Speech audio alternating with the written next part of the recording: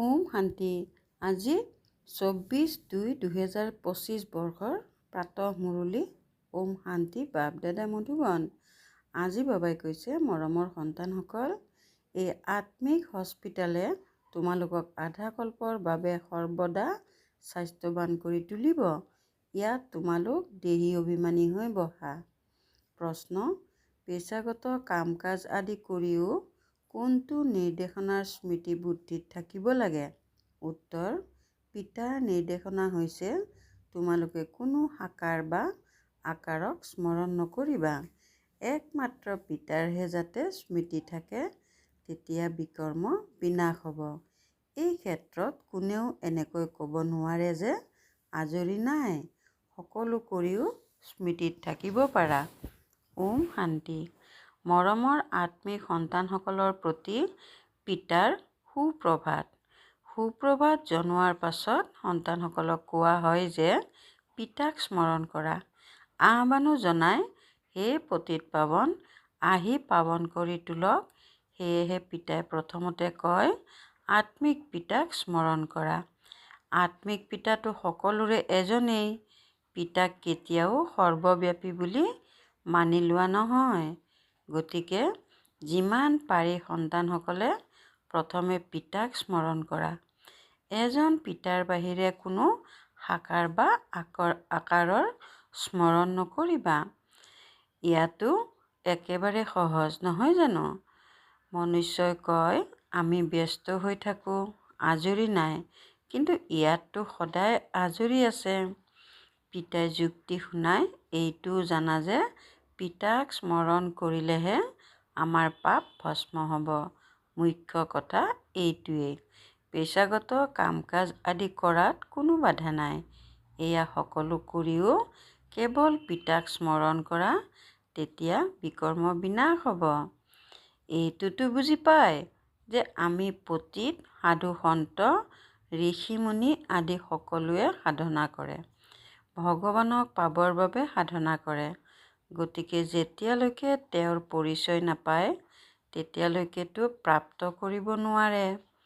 তোমালোকে জানা যে পিতাৰ পৰিচয় জগতত কাৰোৱেই নাই। শৰীৰৰ পৰিচয়টো সকলোৰে আছে। ডাঙৰ বস্তুৰ অতি সোনকালে পৰিচয় হৈ যায়। আত্মাৰ পৰিচয়টো যেতিয়া পিতা আহিব তেতিয়াহে দিব। আত্মা আৰু শৰীৰ দুটা বস্তু। আত্মা হৈছে এটা তৰা আৰু অতি সূক্ষ্ম।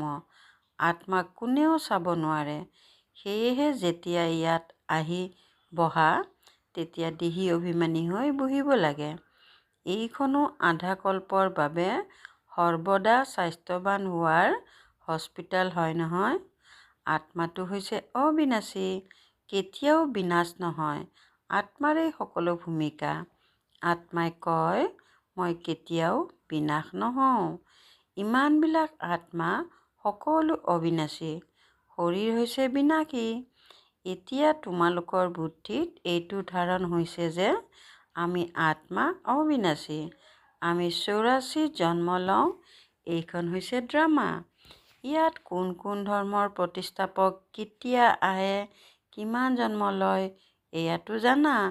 84 জন্মৰ যি গায়ন কৰা হয়, সেয়া নিশ্চয় কোনোবা এটা ধৰ্মৰ হ'ব। সকলোৰেতো হ'ব নোৱাৰে। সকলো ধৰ্ম একেলগেতো নাহে। আমি বহি বেলেগৰ হিচাপ কিয় উলিয়াওঁ? এইটো জানে যে অমুক অমুক সময়ত ধৰ্ম প্ৰতিষ্ঠা কৰিবলৈ আহে। সেয়া পাছত বৃদ্ধি হয়। সকলো শত্ৰুপ্ৰধানৰ পৰা তমোপ্ৰধানটো হ'বই লাগে। সৃষ্টি যেতিয়া তমোপ্ৰধান হয়, তেতিয়া পুনৰ পিতা আহি শত্ৰুপ্ৰধান সত্যযুগ স্থাপনা কৰে। এতিয়া তোমালোক সন্তানসকলে জানা যে আমি ভাৰতবাসীয়েই পুনৰ নতুন সৃষ্টিলৈ আহি ৰাজ্য কৰিম। অন্য কোনো ধৰ্ম নাথাকিব। তোমালোক সন্তানসকলৰ মাজতো যিসকলে উচ্চ পদ প্ৰাপ্ত কৰিব, তেওঁলোকে বেছিকৈ স্মৃতিত থকাৰ পুৰুষাৰ্থ কৰে আৰু খবৰো জনায় যে বাবা, মই ইমান সময় স্মৃতিত থাকোঁ। কিছুমানেতো লাজতে পূৰা খবৰ নিদিয়ে। এনেকৈ ভাবে যে বাবাই কি বুলি ক'ব, কিন্তু গমটো পোৱা যায় নহয়, স্কুলত শিক্ষকে বিদ্যাৰ্থীক নক'ব জানো যে তোমালোকে যদি নপঢ়া তেন্তে অনুত্তীৰ্ণ হৈ যাবা। লৌকিক মা পিতাইও সন্তানৰ পঢ়াৰ পৰা বুজি পায়। এইখনতো বহুত ডাঙৰ স্কুল, ইয়াতো ক্ৰমানুসৰি বহুওৱা নহয়। বুদ্ধিৰে বুজা যায়, ক্ৰমানুসৰিতো হয়েই নহয়। এতিয়া পিতাই ভাল ভাল সন্তানসকলক অন্য ঠাইলৈ পঠিয়াই দিয়ে। তেওঁলোক গুচি গ'লে তেতিয়া অন্যসকলে লিখে, আমাক মহাৰথীৰ প্ৰয়োজন। তেন্তে এইটো নিশ্চয় বুজি পায় যে তেওঁলোক আমাতকৈ বুদ্ধিমান আৰু প্ৰসিদ্ধ। ক্ৰমানুসৰিতো হয়েই। প্ৰদৰ্শনীলৈও অনেক প্ৰকাৰৰ আহে, সেয়েহে নিৰীক্ষণ কৰিবলৈ নিৰীক্ষকো থিয় হৈ থাকিব লাগে। সোধা পোছা কৰোঁতাসকলেতো জানে যে এওঁ কেনেধৰণৰ ব্যক্তি, তেতিয়া ইংগিত দিব লাগে যে এওঁক তুমি বুজোৱা। তোমালোকে বুজি পোৱা যে প্ৰথম শ্ৰেণী, দ্বিতীয় শ্ৰেণী, তৃতীয় শ্ৰেণী সকলো ধৰণৰ আছে। তাততো সকলোৰে সেৱা কৰিব লাগে। কোনোবা ডাঙৰ ব্যক্তি হ'লে তেতিয়া ডাঙৰ ব্যক্তিৰ খাতিৰতো সকলোৱে কৰেই। এইটো হৈছে নিয়ম। পিতা বা শিক্ষকে শ্ৰেণীত সন্তানসকলৰ মহিমা কৰে। এয়াও সকলোতকৈ শ্ৰেষ্ঠ খাতিৰ। নাম উজ্জ্বল কৰা সন্তানসকলৰ মহিমা অথবা খাতিৰ কৰা হয়। এওঁ ধনৱান, ধাৰ্মিক মনৰ, এয়াও খাতিৰ কৰা নহয় জানো? এতিয়া তোমালোকে এইটো জানা যে উচ্চতকৈও উচ্চ হৈছে ভগৱান। এনেকৈ কয়ো যে উচ্চতকৈও উচ্চ, যদি কোৱা তেওঁৰ জীৱন বৃত্তান্ত শুনাওক, তেতিয়া কৈ দিব সৰ্বব্যাপী। বছ, একেবাৰে তললৈ নমাই দিয়ে। এতিয়া তোমালোকে বুজাব পাৰা যে সকলোতকৈ উচ্চতকৈ উচ্চ হৈছে ভগৱান। তেওঁ হৈছে মূল লোক নিবাসী। সূক্ষ্মলোকত দেৱতাসকল আছে, ইয়াত থাকে মনুষ্য। গতিকে উচ্চতকৈও উচ্চ ভগৱান নিৰাকাৰেই নহ'ল জানো? এতিয়া তোমালোকে জানা যে আমি যি হীৰাৰ নিচিনা আছিলোঁ, আমিয়েই আকৌ কড়িৰ নিচিনা হৈ গ'লোঁ। আকৌ ভগৱানক নিজতকৈও বেছি তললৈ লৈ গ'লোঁ। চিনিয়েই নাপায়। তোমালোক ভাৰতবাসীয়েহে পৰিচয় পোৱা, পুনৰাই পৰিচয় নোহোৱা হৈ যায়। এতিয়া তোমালোকে পিতাৰ পৰিচয় সকলোকে দি আছা। বহুতে পিতাৰ পৰিচয় পাব। তোমালোকৰ মুখ্য চিত্ৰ হৈছে এই ত্ৰিমূৰ্তি, সৃষ্টিচক্ৰ আৰু বৃক্ষ। এই চিত্ৰবোৰত কিমান অৰ্থাৎ জ্ঞানৰ কিৰণ আছে। এনেকৈতো সকলোৱে ক'ব যে এই লক্ষ্মীনাৰায়ণ সত্যযুগৰ মালিক আছিল। বাৰু, সত্যযুগৰ আগতে কি আছিল, এয়াও এতিয়া তোমালোকে জানা।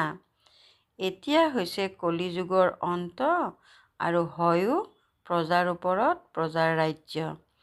এতিয়া ৰাজ্যটো নাই। কিমান পাৰ্থক্য!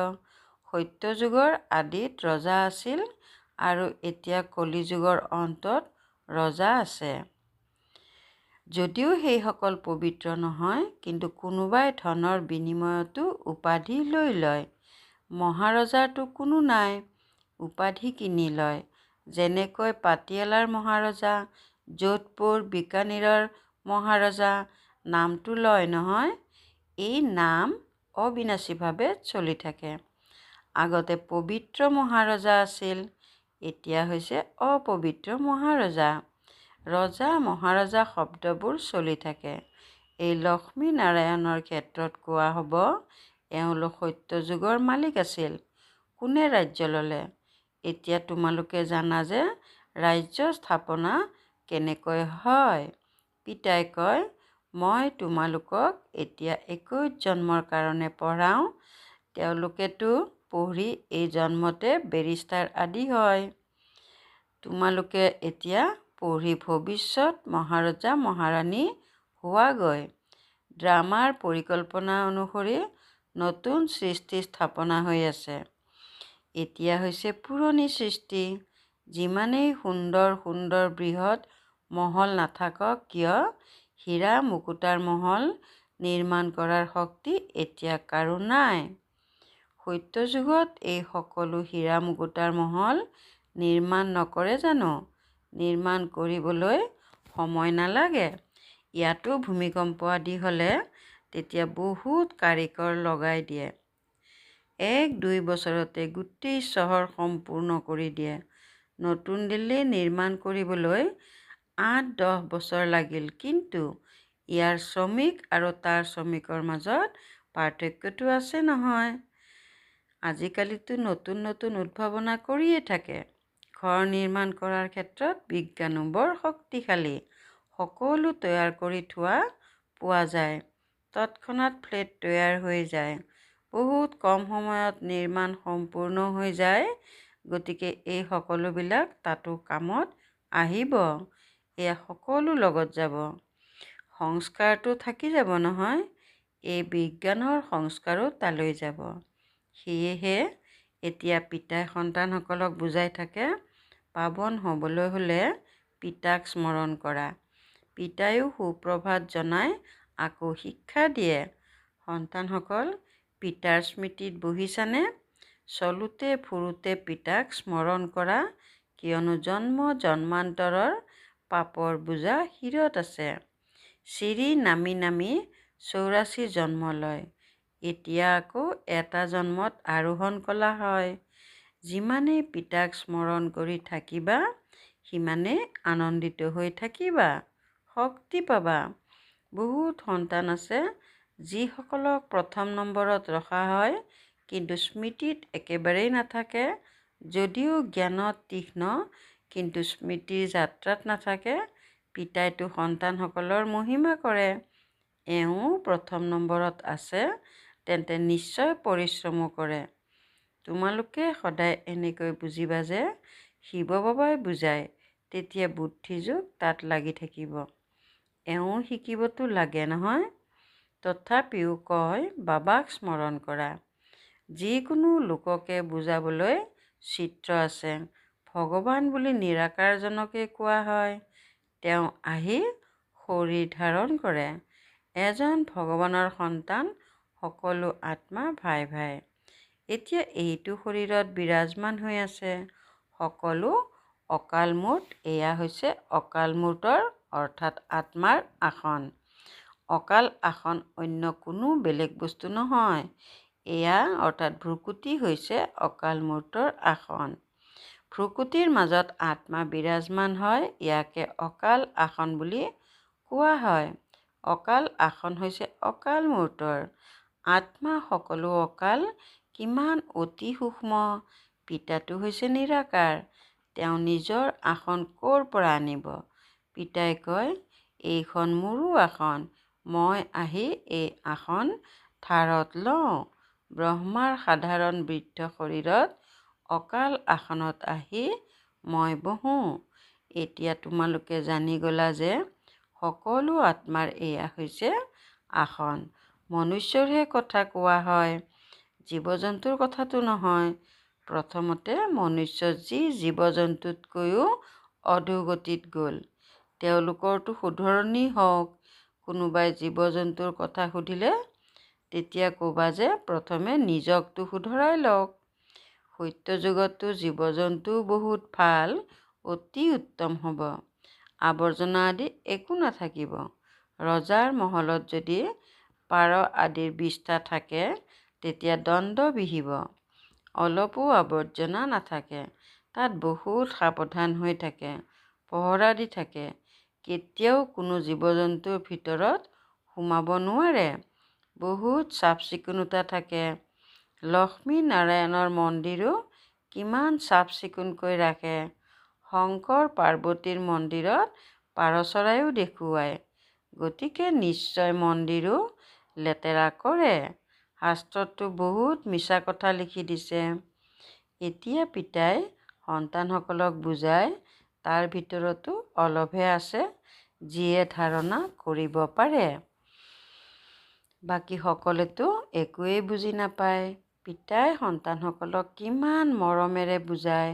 সন্তানসকল বহুত মধুৰ হোৱা। মুখেৰে যাতে সদায় জ্ঞান ৰত্ন উচ্চাৰিত হয়। তোমালোক হৈছা ৰূপ বসন্ত অৰ্থাৎ জ্ঞানী যোগী। তোমালোকৰ মুখেৰে কেতিয়াও পাথৰ অৰ্থাৎ কটু বচন উচ্চাৰিত হ'ব নালাগে। আত্মাৰেই মহিমা হয়। আত্মাই কয়, মই ৰাষ্ট্ৰপতি অমুক, মোৰ শৰীৰৰ নাম এইটো। বাৰু, আত্মাসকল কাৰ সন্তান? এক পৰমাত্মাৰ। তেন্তে নিশ্চয় তেওঁৰ পৰা উত্তৰাধিকাৰ প্ৰাপ্ত হ'ব। তেওঁ আকৌ সৰ্বব্যাপী কেনেকৈ হ'ব পাৰে? তোমালোকে বুজি পোৱা যে আমিও প্ৰথমতে একোৱেই জনা নাছিলোঁ। এতিয়া কিমান বোধোদয় হ'ল। তোমালোক যিকোনো মন্দিৰলৈ গ'লে বুজিবা যে এয়াতো সকলো মিছা চিত্ৰ। 10 ভুজাধাৰী হাতীৰ শুৰ থকা কিবা চিত্ৰ থাকে জানো? এই সকলোবিলাক হৈছে ভক্তি মাৰ্গৰ সামগ্ৰী।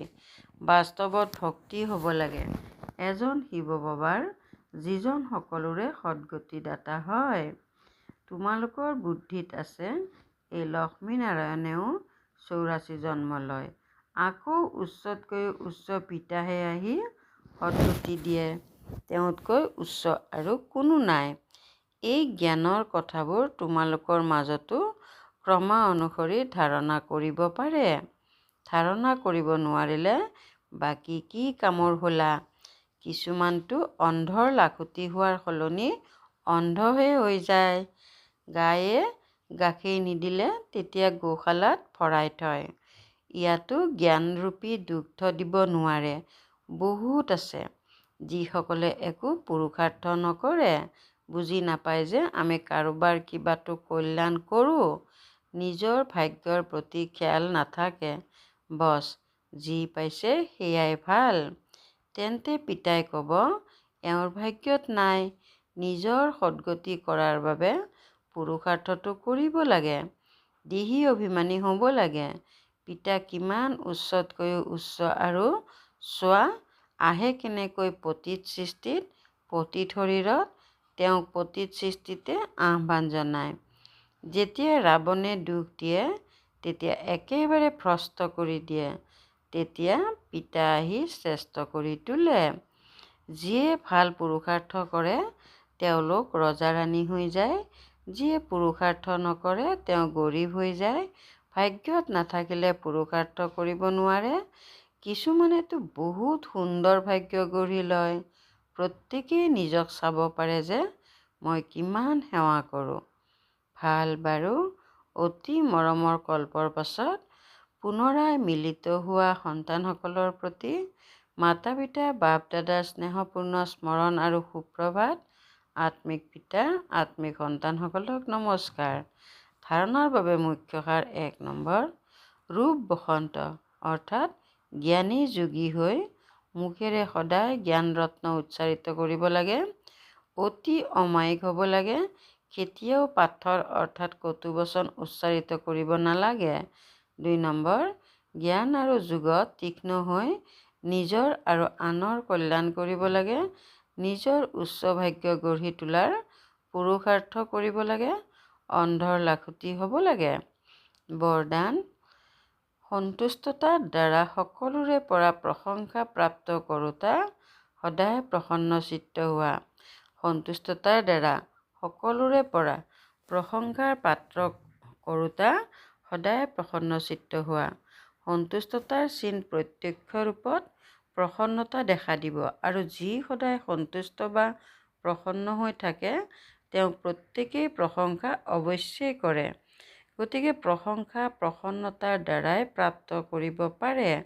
সেইকাৰণে সদায় সন্তুষ্ট আৰু প্ৰসন্ন হৈ থকাৰ বিশেষ বৰদান নিজেও লোৱা আৰু অন্যকো দিয়া, কিয়নো এই যজ্ঞৰ অন্তিম আহুতি হৈছে সকলো ব্ৰাহ্মণৰ সদাকালৰ প্ৰসন্নতা।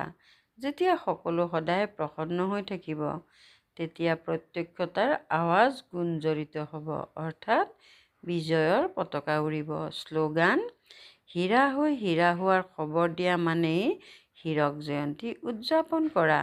হীৰা হৈ হীৰা হোৱাৰ খবৰ দিয়া মানেই হীৰক জয়ন্তী উদযাপন কৰা। ওম শান্তি।